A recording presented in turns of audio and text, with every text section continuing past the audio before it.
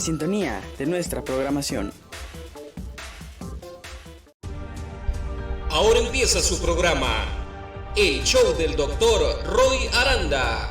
Temas sobre los efectos que tiene la separación de los niños de sus padres, traumas que afrontan los indocumentados, violencia doméstica, el porqué de la violencia en las escuelas. Llámanos en vivo al 1-888-900-2811, extensión 6, y haz tus preguntas al aire. ¡Comenzamos! Good evening, my dear Tribuna TV viewers. Buenas noches, queridos televidentes de la ahora famosísima Tribuna TV. Well, welcome to a new year. Happy 2021. I mean, I'm delighted. We have an exciting show today, marking the beginning of the year. Today is January 21, es enero 21 hoy. Tenemos un programa muy interesante. We're going to, with my guest, Dr. Peter Kanaris, who's my consultant. You've seen him several times before. We will do a quick review of some of the issues, some of the hardships, some of the trauma that we and the whole nation experienced, in fact, the whole world experienced in 2020, just pushing the 1 year mark. It was like that I was aware of it. I'm not sure about you, Peter, but that I became aware of it was March of last year. And I'm pretty sure that we were aware of it, meaning we, the government, probably as far back as December, January. But it wasn't really a publicly out in the mainstream public until about March. So we're going to focus a little bit on that. I don't want to delve too much into it, but I do think it's important for us to take stock of where we've been, what we suffered, what we went through, including the positives, and now in 2021, where we continue to face challenges, what are some of the hopes and aspirations that lie ahead for 2021? So the show for today is called Welcoming the New Year, What Lies Ahead. Bienvenida al año nuevo que nos espera este año. So without further ado, and let me also, as I've mentioned before, this show is being videotaped live on YouTube, and by tomorrow it will be available on Facebook, Tribuna TV's website, Vimeo, and probably on other electronic platforms as well. I encourage viewers who wish to take photos of some of the slides that we will be using. They are informative. Alternatively, you can wait for tomorrow and take screenshots of the slides that you like. They'll be available by tomorrow. So why don't we get started? And a next show for next week. I also have a show for next week, which is January 28th. And January 28th, Peter, will be my 50th show, number 50. Nice. Aren't I supposed to go to Hollywood and put my fingerprints or palm prints or something after 50 years in Hollywood or something? Or is that only the movie stars? I think that's the 100th show at that point. Oh, it's 100. Okay. Yeah. All right. I'm not eligible yet. Yeah. Well, you're halfway there. I have to wait. I'm behind Tom Hanks, in other words, and some of the other people, De Niro. Okay. All righty. So without further ado, and I have a very illustrious guest also for next week, and I'll certainly share that. I'll put that out and do an advertisement. It's going to be a very interesting show next week. It'll be number 50. Oscar, si quieres saludar a la gente. Pues un saludo, feliz año, que todo salga bien. Oscar and I are religiously keeping about 16 feet apart. I've decided that quite some time ago 6 feet is not enough. It's a minimum, so I increase it to more. And I think that probably 15 feet is really closer to what's adequate. So, por favor, Oscar, me pone el primer slide. Let's start with the first slide. And then, Peter, I'll just have you say a few words, remind people who you are.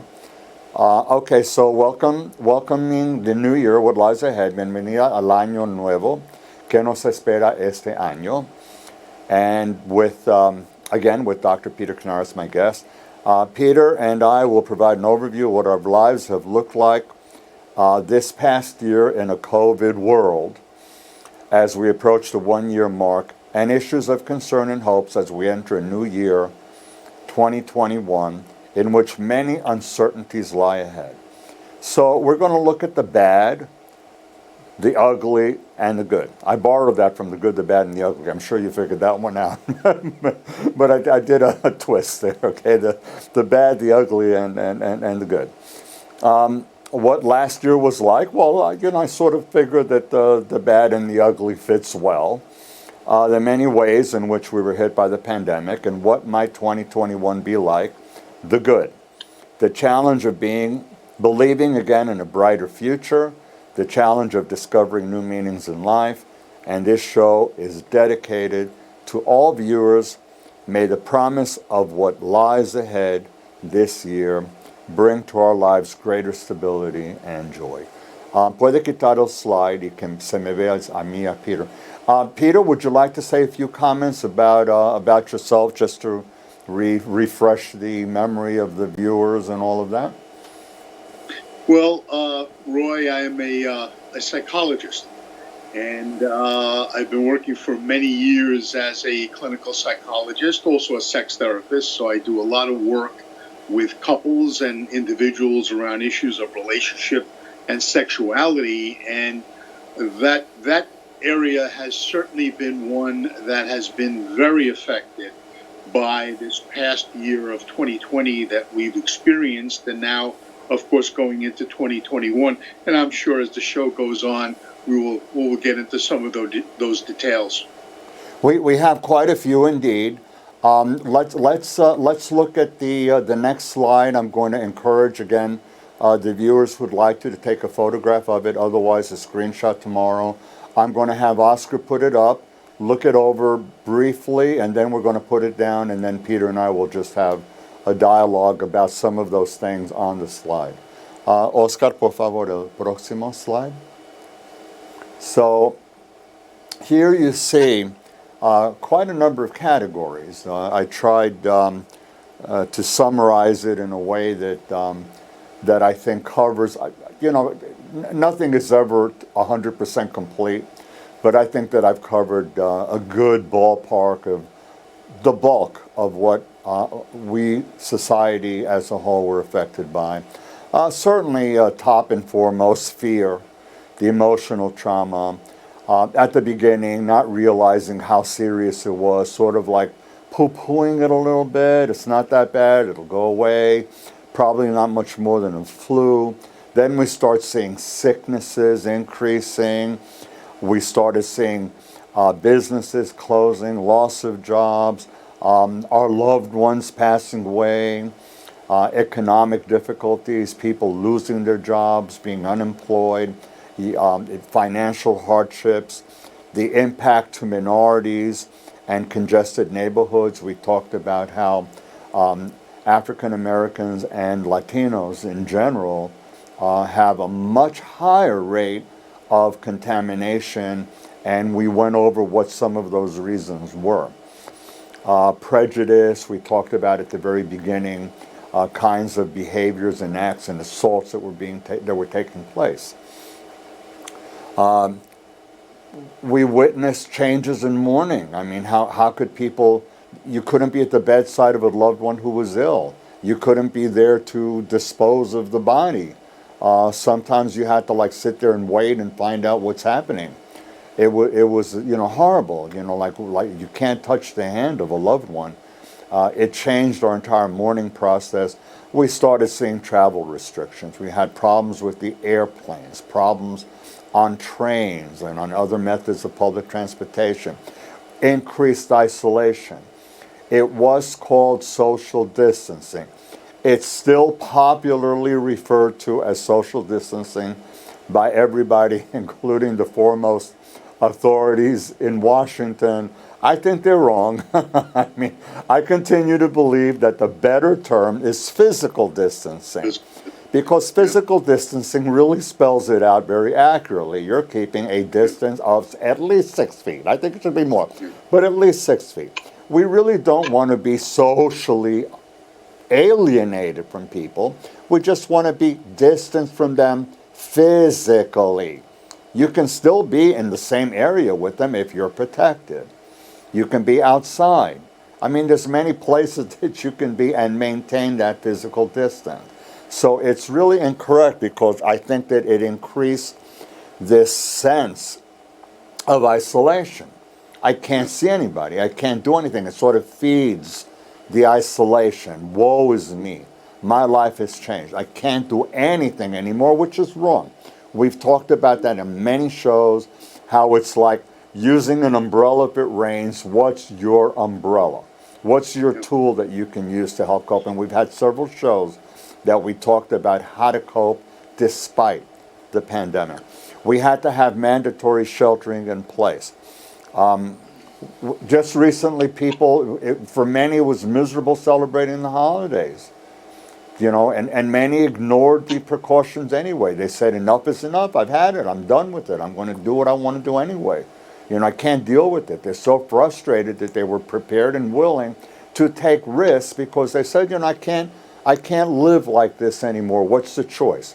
Having no life or taking some risk and having a little bit of a life. So it certainly involves understanding this on the part of us as professionals, and of course on the part of politicians and scientists and, you know, people in the know. The masks, the masks, and more masks, and continue to use masks. We're going to be in for masks for a while. Some people got very rich off of masks. They developed a whole cottage industry of masks. Not being able to go to houses of worship. I had many patients, they used to love going to church, evangelical church, temples, many places of worship, and they stopped dead in their tracks. And some places were able to, after several months, pick up having some sort of Zoom celebrations. And some places finally started opening the doors to celebrants to come in, observers, to come in with proper distancing, shutting down aisles, putting like one seat yes, one seat no, one aisle yes, one aisle no, in and out. You're there to celebrate and you leave when it's done. No more socializing. Many places, many of my patients of Christian faith, they would like have lunches or breakfast, and it was an opportunity to socialize and to share God in the company of others through socializing and through food and other kinds of celebrations, and they lost that. Singles, you know, like what are people who are interested in meeting and going out and all of that? You know, how do they do this? Through social media? Hey, you look pretty good to me. Is it real, or are you using somebody else's photo? Are you scamming me, or what? We have shows about that, right?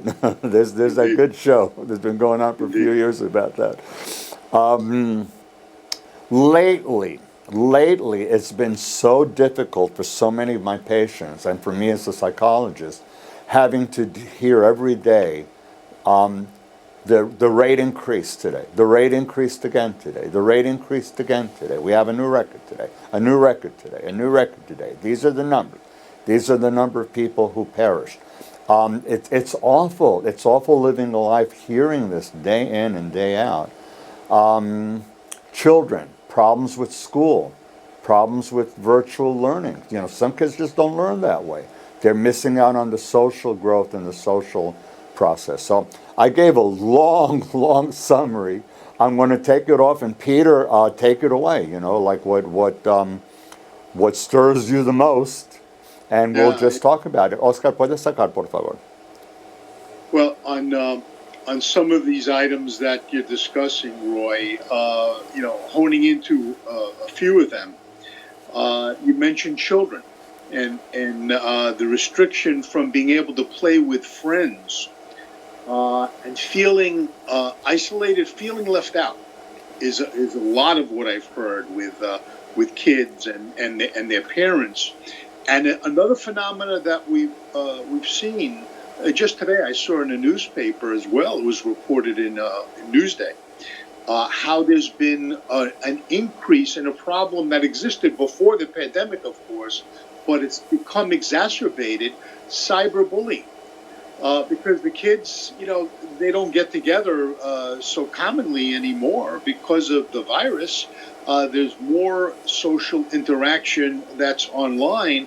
This has also, unfortunately, increased cyberbullying. So that's been another unwanted byproduct for children of the pandemic. Then if you move to I'm thinking of how all these years I've seen patients in the office, and the change of now seeing patients just like we are now on the screen, and how I'm so appreciative of that. Even though it's it's a little diminished in the sense of not being able to sit with a person and have that in the same room, face-to-face contact. But if the alternative is to sit with someone with a mask on, which is necessary, particularly indoors, but now the challenge is in being able to read expressions. And especially in what we do, Roy, you want to know what are the feelings, what are the emotions that a person is going through. Well, you've got to now try to detect them through a mask. And maybe later on you'll even talk a little bit about some of that challenge, but it's not the same. My preference actually has become, I would rather meet with a patient of mine in this way through video, where I can actually see the person. Right. And hear the person unmuffled in that way. And it's become an adjustment to an entire different way of interacting socially and connecting with another person that, I think, frankly, right now, we're still just starting to try to get used to. I do a mix of it myself. So obviously the way I'm talking to you now, I don't have a mask on, you don't. Yes. When I go to the office, I have a big plastic shield in front on my desk. I'm wearing a desk. I'm wearing a mask. And whoever I'm seeing also is wearing a mask. I have my window open, the heater on, air conditioning on, door open, ventilation all over the place. Yes. And I have the mask, and so does the client. And in some instances, I'm doing like an evaluation at the request of an insurance company, and it might be someone who I've seen before, seen in the sense of doing the evaluation. Yes. And I look and I say, gee, do I recognize your mask, or was it without a mask last time? This is not easy. This is a challenge. Yeah. With me, I've only been in the office to the extent of, as you're describing, purely for doing evaluations, not regular therapy sessions with patients. And the setup that we have is I come and I stand by the office manager's desk. It's the typical setup like in a doctor's office where you have the sliding glass in front for the patient to talk with the office. I'm by the office manager's desk. The patient is in the waiting room. We both have masks on, and we're communicating with the sliding glass largely closed. Or we can hear each other, but it's not ideal. It's doable, okay, but it's really not. My feeling is, as far as doing regular therapy with a patient, I prefer to be able to have it like this and see each other fully. When my older son was in a nursing home undergoing rehabilitation after having thoracic spine surgery. And it was the second time that he had surgery, so that he was sent there specifically for the purpose of having physical therapy, physiatry, exercises, different kinds of treatments at the request of the neurologist who did the surgery. All nursing homes were locked down. You were not able to see anybody. They allowed you to visit through a window. So you could either do it through the window outside the nursing home, which meant you had to walk on the grass and figure out where the window was. Right. Right. or come to the front door and do it between on one side of the door. So I Yes. was seeing my son on one side of the glass. I'm on this side of the glass.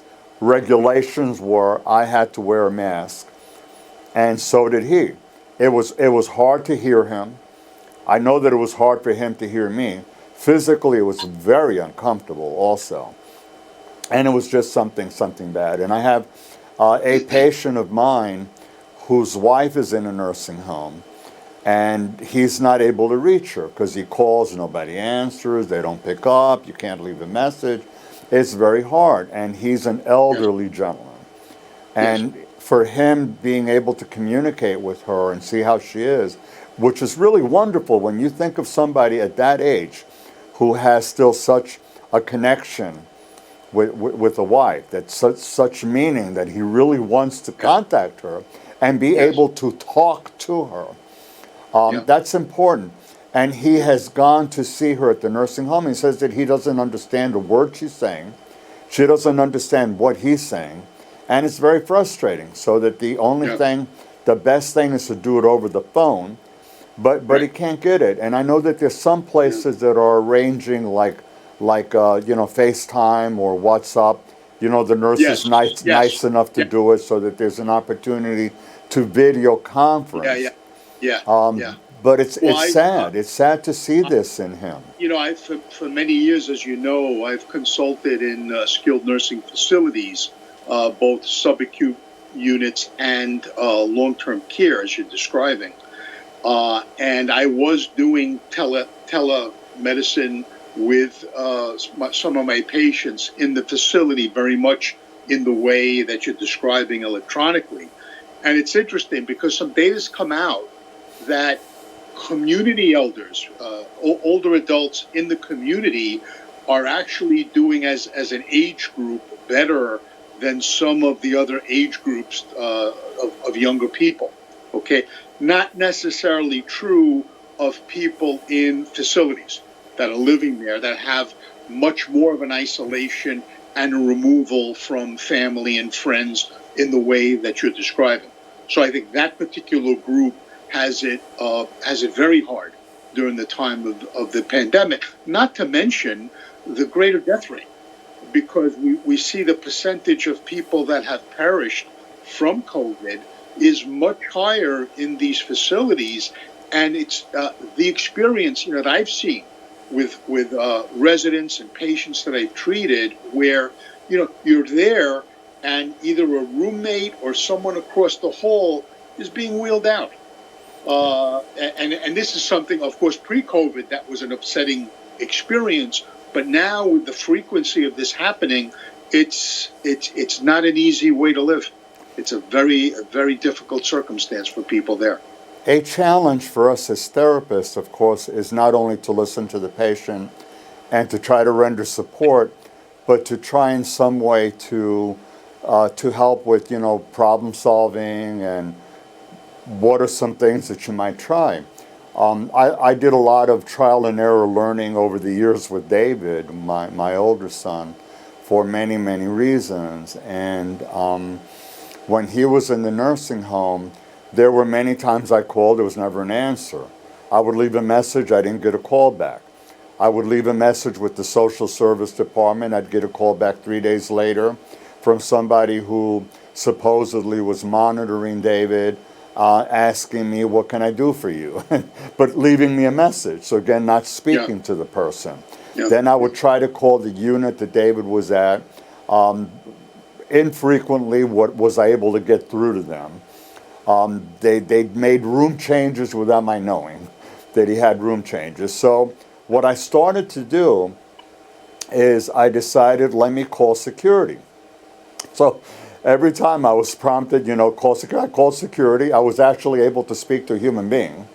And then I would tell the person, I said, I apologize that I'm calling you, but I have no way of getting a hold of my son.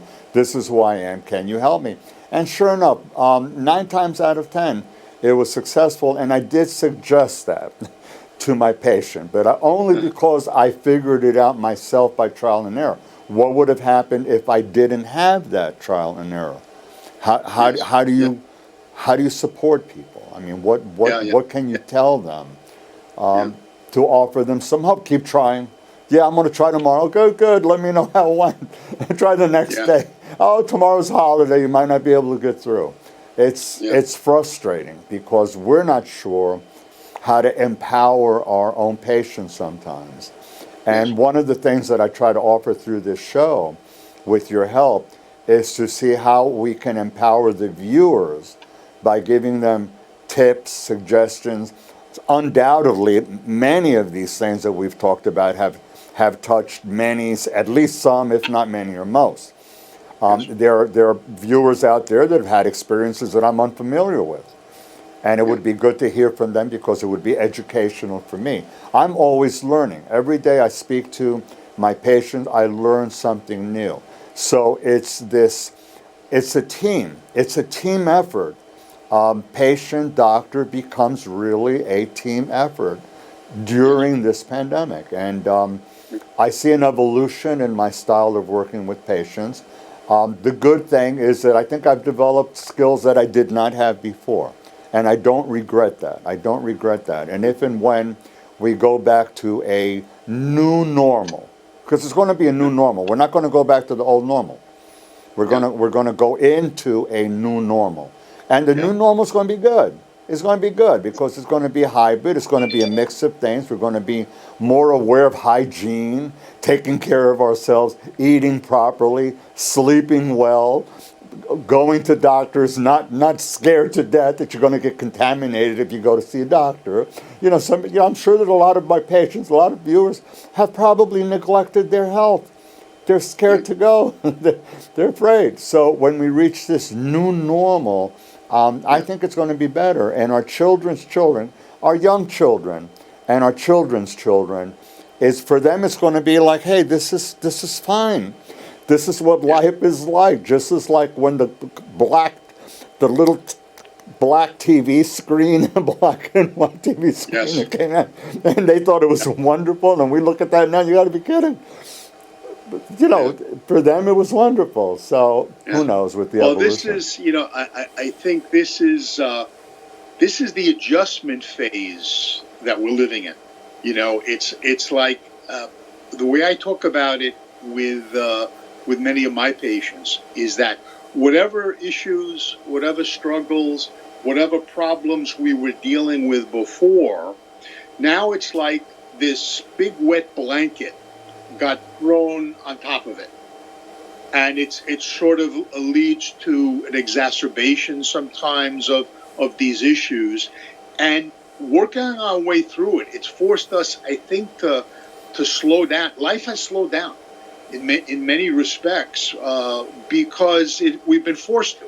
We've been forced to. Before we were going, and now it's like, okay, we're trying to get through the day, get through the week, find a way of coping with what we're faced with.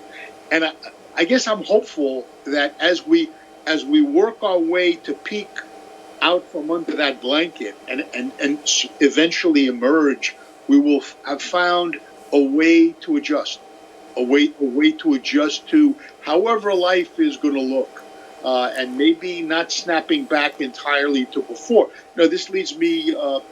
So many people have spoken about. If you remember, as the new year was coming, I'm so happy to get rid of that 2020, that terrible year, and everything that went on, and to get into the new year, and boom, what's happened? The numbers with COVID rising higher. And they're still going to spike for a while, although Dr. Fauci says that we're reaching a plateau to that peak. Yes, and concerns about getting the vaccine and vaccine distribution, politically, everything that's happened that has been of concern in this month as well. So I think it's been a little bit of a setback for people to see that, 2020 might be over, but 2021 will continue to present its challenges. Expectations have to be realistic. People, sometimes they discard the old. They're thrilled to death and they think, my God, tomorrow is a complete 180. And you know, sometimes it is, but most of the times it's not. You know, it's like you wake up. Many of my patients, they told me that they purposely went to bed early on New Year's Eve. Some of them were awakened 5 minutes before midnight just to say Happy New Year. Some of them were watching the proverbial ball in an empty Times Square go down. And for those that slept through it, the next day was, it's another day. It's another day. The only thing that's changed is the year. And the nice thing for many of these people is that, like, they don't have to write 2021 that often, so that they make you know how you make mistakes. You write 2020 for about a month. So you're not writing that many things maybe, you know, so you have a little bit of time to think 2021. I have something that I want to show you. I have two photos of this person, and I want you to take a look. See, not only if you can identify the person, but sort of talk about why it is that I decided to put those two photos up, okay? So, Oscar, por favor, próximo slide. So, what's behind that mask, and who is that person? I don't know, it looks familiar.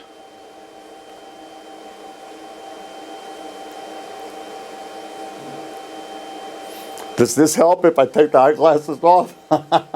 Yeah, it's like Superman with and without the glasses, you know. So, well, you figured it out. Is this Al Pacino by any chance? Or? Well, no, he's older than I am. Oh. It's like, he's a little bit shorter also. So, so if and when we get together at that Greek restaurant, I mean, you know, we'll celebrate with a little bit of ouzo and some, you know, a tiro or something. So I purposely wanted to put this up because it has something to do with that portion of the last slide that that we put up, indicating that the mask, and we were talking about it, takes away social cues. So today, purely by chance, which is why I decided to put up these photos, I had an appointment, and of course, you know, I took my eyeglasses off because, you know, I wasn't going to see a doctor wearing eyeglasses. And I was given that mask. It wouldn't be my color to begin with. I was wearing that mask, and then it occurred to me, let me take some selfies and see if people can figure out what my expression is. So, are you able to see clearly the one on the left, Peter? Yes, I can. What does that expression say to you? That almost to me, it almost looks like surprise. Like, you know, your eyes are kind of wide, and you appear to be very alert. So I would say surprise. I have heavy eyelids. I have a little bit of ptosis, so my eyelids are heavy. But yes, I was trying to put a look of surprise. So if you look at my eyes, recognizing again that I have heavy eyelids, but they're more open than the other slide. What about the one on the right? What can you make anything out of that? I know what I was doing behind that mask. That to me, okay, either looks. It looks almost like a sleepiness to me, like a beginning, like a pre-sleep before closing your eyes, possibly even smiling. You know, I can't really clearly identify what, you know, on that. But I would say it could two very different things. But to me, it could be either. Well, I went out of my way to smile. Of course, you can't see, but I went out of my way. I was smiling. Now, there is a telltale. If you look at the corner of my eye, there's like a little bit of a wrinkling on the side of the eye that you don't see on the left. You don't have it on the left. You do see a little bit of the wrinkling on the right. That's what happens when you smile. See, like Yeah. I'm smiling now, and I get the wrinkling here. You Okay. see it all the time with babies. So that even Yes. if babies, their mouths are covered or full of chocolate or food or who knows what, Yeah. you're Yeah. able to tell they're smiling by seeing that little crinkle in the side of the eye. My purpose in putting this was really one of demonstrating and showing that how difficult it is really, and we were talking about that, because what we're really left is it's in the eyes. In other words, our emotions now with masks are housed behind our eyes in terms of what our eyes expression conveys. If not for the expression in the eyes, it's all in the eyes. If not for the eyes, then we have to rely on behavioral cues, which is what a lot of people recommend now when you're having any sort of session or contact with people where there are masks being worn. Puede quitarlo, Oscar. Roy, it's been said. You're using just like I have a mask and I say, Peter, I had such a wonderful time with you when we got together, for New Year's. It was great. I really liked it. Obviously, if I had a mask, I'd be using both my hands. It's difficult. Gestures is a way of doing it, and the only other alternative behind body language gestures is verbalizations. I'm happy. I'm feeling happy. Can you maybe you can't tell, but I'm happy. I'm glad to see you. Yeah. But I think what it does is it puts more emphasis on the importance of the verbal communication.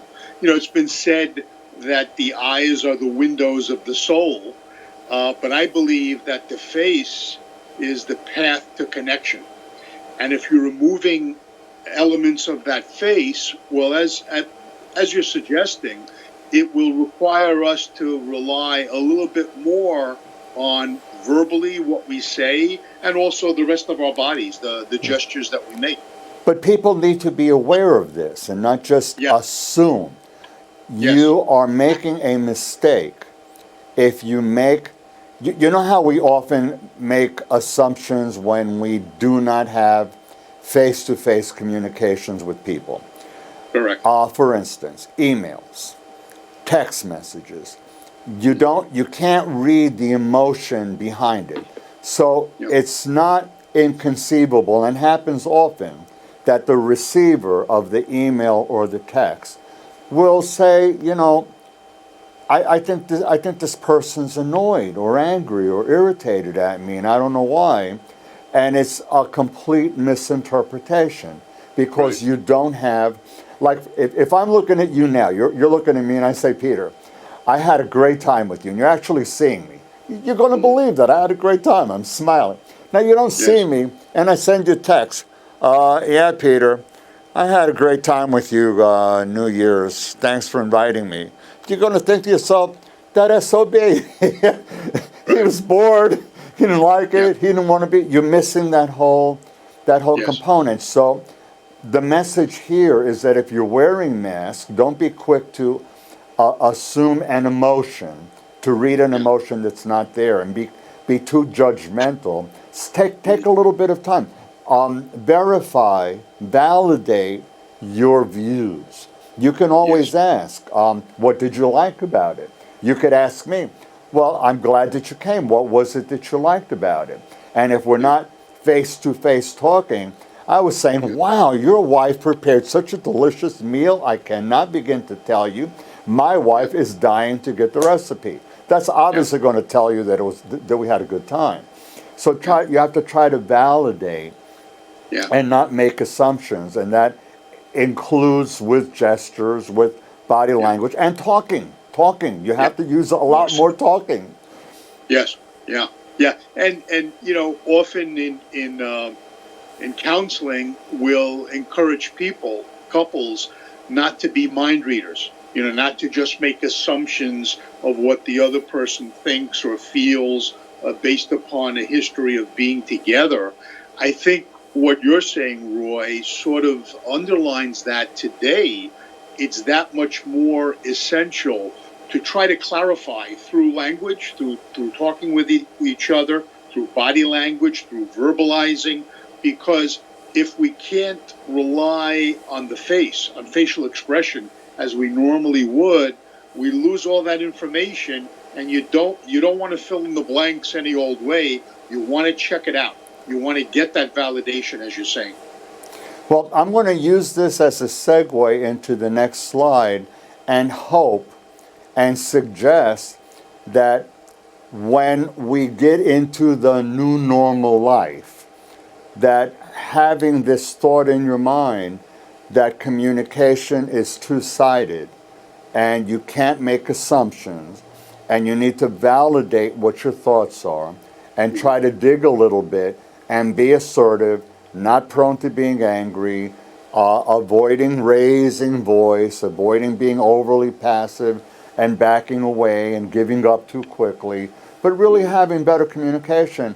And I think to the extent that we develop better communication skills while we are a masked, physically distanced society, is a wonderful tool that we inherit later on, that we carry, and we teach that to our children too.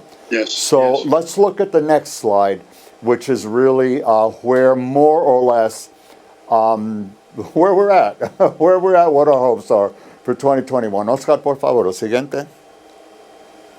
So again, if you would like to take a photo of it, please feel free to do it. I'm just going to cover a little bit of it, and then I'll put the slide down. I'll have Oscar put the slide down, and then Peter will talk about some of the more salient things. There's been a lot of change. I mean, obviously, we all are aware. we do not live, somewhere in the middle of space. I mean, today's the 21st. We're all aware that we had an inauguration yesterday. Okay, let's be real. I've tried very hard to keep the show apolitical, but it would be sophomoric of me to ignore that that we had an inauguration today. And I'm not in any way trying to bring up party lines or party affiliations or anything, but it's a reality. It's a reality, and one of the things that I am hoping, my hope, is that with new changes, we are going to see changes in the structure of the COVID leadership in terms of dissemination of the news, and I'm already seeing it. I've already, in a matter of days, already seen committees in place and leaderships change, and dissemination to the public change, and transparency, disclosure. I'm already seeing signs of that. Improved communication and cooperation across states. Well, I don't know. I hope so. I know that Cuomo has tried to do that with several of the neighboring states. I can only hope that, and I know that there were meetings, I think, with other governors, so I'm just hopeful that the communication across the states, intra-state communication, will improve. I'm looking for improvement in cooperation and communication between federal government and state governments. We talked about vaccines. So far we have 2 that have been approved here. I heard that there's a 3rd on the way. I've also heard that there's efforts with one that's only requires 1 administration. Right. I think with another that the storage doesn't have to be so far low that it's like really very difficult to store. So, obviously more are coming, more are on the way. I do believe that the attitudes of the public are becoming more accepting of the realities of the severity of COVID-19. I'm not saying necessarily accepting totally blindly across the board the vaccines. I mean, I hear Many people are in favor. I hear that others are not. There are many reasons why some are saying that they are not in favor of the vaccine. We can touch upon some of them. Bottom line is it's better than not having a vaccine. And time, like anything else, will tell. There was a time we didn't have a flu vaccine. There was a time we didn't have for polio. There's a time we didn't have these. So there's always a first. Roy, I can share that I have received the first dosage of the Moderna vaccine. That I've had that, and it's gone very well. The administration, the whole process was very smooth, and even the aftermath, at least of the first dosage so far, it was like getting a flu shot. It was nothing special in that regard. In my particular case, for me, 16 hours later, I felt a sore arm. And that probably lasted maybe about 8 or 9 hours, nothing horrific. And that passed, and since that time, nothing. So I'm hopeful and looking forward to getting the second administration. All right, I'm delighted. Yeah. I'm also happy to say that it's my perception that many of the leaders at state level, they're not giving up on the effort to try to normalize the school experience. There continues to be real efforts to try to get kids to go to school and to try to look at a certain percentage of contamination, and above that you shut down the school or you do some quarantining, and under that it's considered relatively safe. A mixture. The schools have been fairly consistently lower in percentage than the general population. And there's a mixture of virtual, there's a mixture of in school. So I'm really glad to see that there's a lot of effort being done. I mean, no one is saying just keep them home and don't bother. No, they're really trying very hard. Teachers want to teach, and it's my sense that kids want to go to school.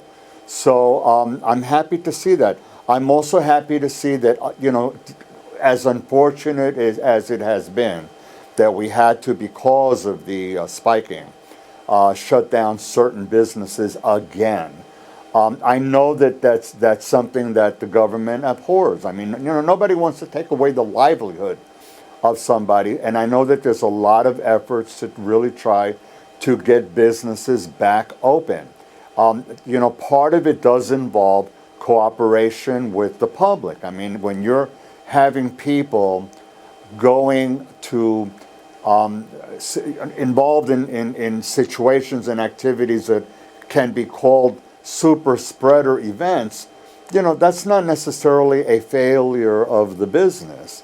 Obviously you can't be partying somewhere without masks and without any social distancing. You're just asking for trouble. So it's got to be, again, a marriage, a partnership between government, scientists, and the public. And of course, the businesses. We've had, there's some renewed efforts now on the level of Congress to try to assist the public who's financially devastated, and I'm delighted to see that. Reestablishing food and housing security, things like finding, again, the vaccines, we've talked about that at length, rebuilding trust in our leaders. That's going to take a while. But I'm, again, hopeful that 2021 will begin to see changes in a positive direction.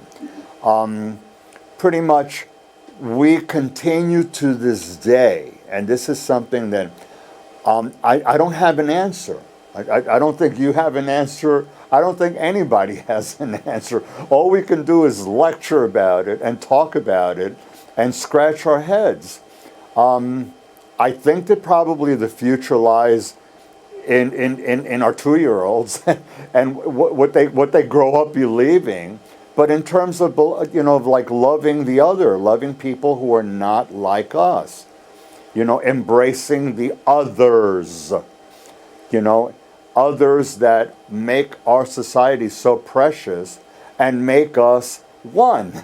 Because all of us, the many us, are ultimately one. And I've seen so much hatred past few weeks that it's been, really very, very sad for me. I was driven to tears when I saw the loss of that police officer, law enforcement, and some of the others.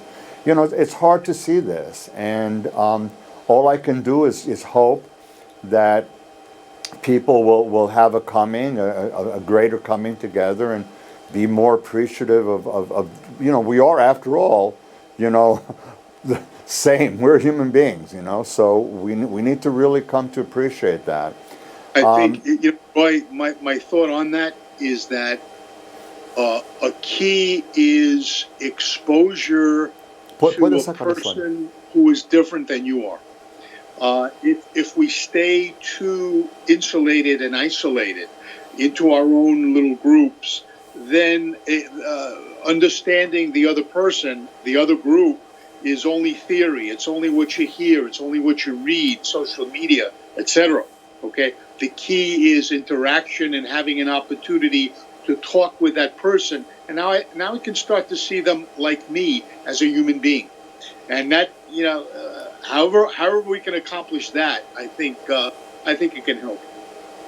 Well, this was what I left for the last two, and I'll just quickly read them. I don't want Oscar to put the slide back up. But it's basically the challenge of discovering new meanings in our life, and we talked about that a little bit already, and the challenge of believing again in a brighter future.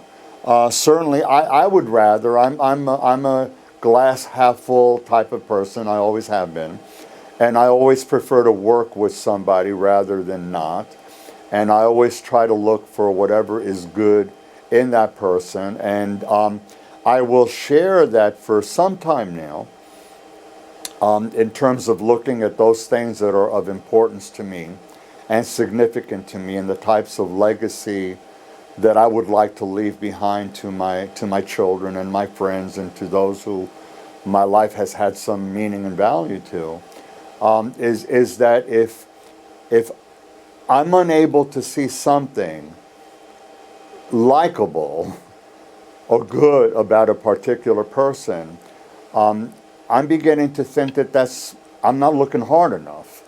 It's my failure. I'm failing to do the work that I need to do to really know this person and see what it is that's there. So I prefer to think of it as that way, as a challenge really to know somebody and not just make these assumptions, which gets back to what we were talking about before, the validation. So here we are, January 21st, one day after inauguration, 3 days after Martin Luther King Jr. Day, when he gave that he didn't give it that day, but his dream, that most incredibly powerful dream of a social justice. And he wasn't just talking about a social justice for people of color, brown people, African Americans. He was talking about social justice for all people. And I really and truly embrace that. So what are some of your thoughts about the good and the challenges and maybe some of the things that people need to brace themselves for this year? Bracing themselves is going to involve, I'll open that panacea a little bit, that Pandora's box, not panacea, that Pandora's box. I'll open that up a little bit by saying it's predicted that there may be as many as 100,000 more loss of lives. So, Yes. I'm going to start with that in terms of some of the negatives, but let's take it from there. What do you think are challenges and maybe some of the things that realistically we can anticipate? Well, I think adjusting expectations and being able to realize that, this is not something that is going to end quickly. This process will continue, and we need to gear ourselves up for the unfolding over time. And I would encourage people to look for the what I sometimes refer to, Roy, as the unwanted opportunity that various crises give us in life. And this is a crisis that I think we've never, most of us, if not all of us, have never faced before at this level. And one of the things that it's done, as I sort of alluded to before, is it sort of has forced a slowing down of life. We're not able to run around and do everything as we were doing before. We're not able to kind of multitask in as many ways as we were doing before. And while that could be an inconvenience and an adjustment, it can also invite us, I think, to slow down a little bit. And you mentioned the word meaning before, to think about what's important to us in our lives and how we can address it, how we can best service those meanings so that going forward, we might actually improve the purpose and the meaning of our lives. And that might begin by just getting outside on a day that's not too cold or that the sun is shining and enjoying nature, allowing sort of a nature meditation to occur, and to think about family, to think about friends, to think about relationships in our lives, how we can reach out even with the physical limitations, as we were talking about before. We don't have to leave that as a social limitation. And to think in a larger sense, what direction I want my life to go in, what direction I want to take it from where I am now, whether I'm 18 years old, 24 years old, 84 years old, at whatever point I'm in, how do I want to move forward? And let me think about that deeply. And I think we have an opportunity, unwanted though it may be, to do that. And there might actually be a benefit to that, or what you've referred to in the past as a silver lining.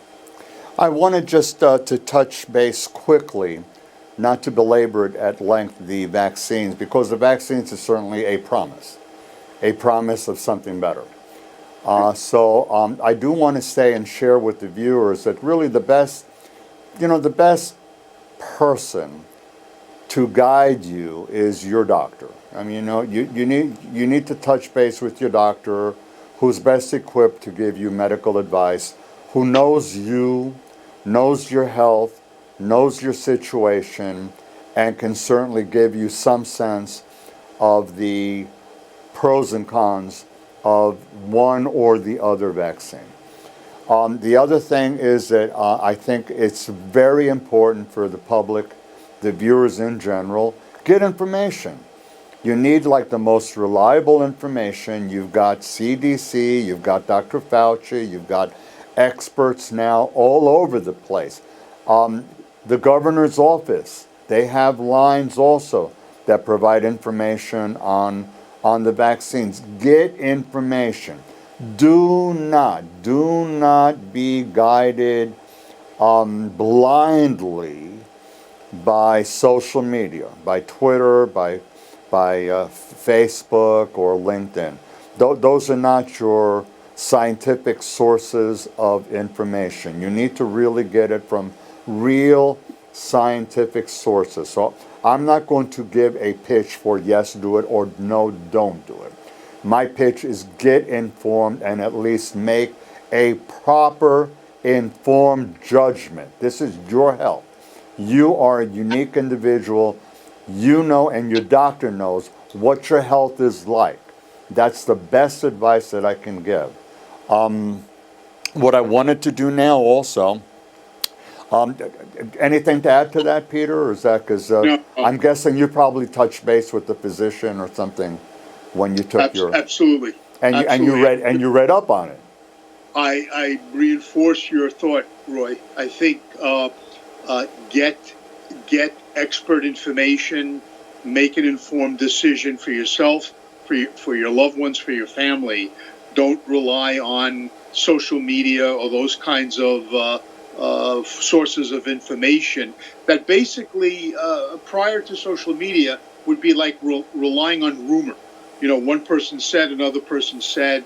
These are not reliable sources of information. So go with the expert. And the thing is, there's many sources. So when you Yes. go to several reliable sources and you get the same thing over and over and over again, you can pretty much rest assured that you've done your homework. Do your homework, in other words. Do your homework. Yes. I want to show some a couple of photographs that I have for the viewers that I think are inspirational. Oscar, la siguiente. So, Peter, you're able to see the photos, yes? Yes. So, can you sort of venture a guess as to why I put a photo top left of those penguins? What is it that those penguins do not have that we have? Well, my reaction to that photo, Roy, is the unity. The unity that comes across from that photo, that these penguins seem to me to be together. And they are not wearing masks. And And they are not keeping physical distance. So oh no, that's I true. put that photo up on purpose to try to trick you. No, but I thought it was so refreshingly beautiful. And yes, there is like it looks like, if you look at some of them, they actually look happy. I mean, look at the Yes, yeah. eyes. But this is my hope for us, that at some point in time, we again will be maskless and we will not be inhibited by physical distance. That's why I put that photo up there. It's my aspiration for all of us for this year. At least I hope. I can hope. What about the photo on the right? I'm going. You're probably not going to recognize it, but I'll tell you, it's Sierra Nevada, and I know you have a very nice backyard. So why would I put something like this up? Yeah. Well, my way of relating to this is the benefit of nature, the benefit of how it brings you very easily closer to at least a moment of serenity. We can get out. We're not stuck. Yeah. You don't have to be a prisoner in your home. Yeah. You can go, if you're living in a neighborhood that's got high risers and congested, you still have areas that have maybe fields or parking lots. I mean, I would prefer it not be a parking lot, but obviously there's places that you can go. Yeah. You can get out of the car, you can get away, get a little bit of fresh air, and be okay, and sort of like have a sense of being in touch with nature and with something beautiful. Again, it is possible. It's within reach. You'll notice also the penguins seem to know that too, right? Yeah, they got that going. What about the bottom? Do you recognize that? Was this obviously this was related to the inauguration?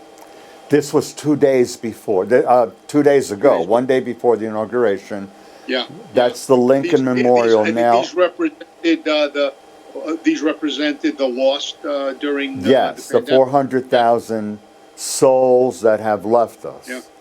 Now, the viewers will know that on several occasions I have commented on the pain and suffering of losing loved ones, and I've dedicated shows to them, to their memory, and to those who were suffering because of it. So again, I wanted to put that out also as an obvious, from us, tribute to viewers who lost loved ones. I just wanted you to know that my heart goes out to you and that they were real people. One of our shows, if you recall, I think it was The Empty Chair. Yes. I called it something the empty chair because there are many. We have 400,000 empty chairs. Yeah. I think, Roy, it also highlights the difference that, yes, the pandemic affects all of us, but it affects some of us very directly in terms of personal loss. Absolutely. That's not to be missed. So I'm going to put up the last slide. We have to come to an end. but I wanted to put up a last slide, the resources, and then we'll end. Por favor, la última, Oscar, ya estamos acabando. Again, that's something that's on one of my sites, that resources thing. I like that. Unlocking the mysteries. I like that. Dr. Peter's information is on the right. Mine is on the left. And I always try to offer a promotion to my state's major psychological association, which is the New York State Psychological Association, and also the American Psychological Association, which is the parent association of all state and provincial associations. I've given you the websites, phone numbers, and underneath Suffolk County Psychological Association. I live in Suffolk County, I know you do too. So for me, Suffolk County is sort of like my home base, on top of which it's a really wonderful organization. For the size, it's incredible. You know, it's incredible. Yeah. They're like David and Goliath. I mean, they're the David when you have these huge Goliaths, and they do the job of David. I'm very, very impressed. Puedes sacar a slide. Peter, we're coming to an end. Did any final parting comments to the viewers, to Oscar, to me, to the world? Yeah, what I would say is I encourage everyone to maintain hope and perseverance with a feeling that we will get through it. We will get through it. We'll do better. If you're suffering, if you feel like you doubt that you'll get through it, do not hesitate to reach out to psychologists, the mental health professionals, to some of the resources that Roy is mentioning, because as dark as it can seem, with the right help, you can succeed and persevere and get through it. Okay. Don Oscar, ¿algún mensaje iluminante? Un buen fin de semana.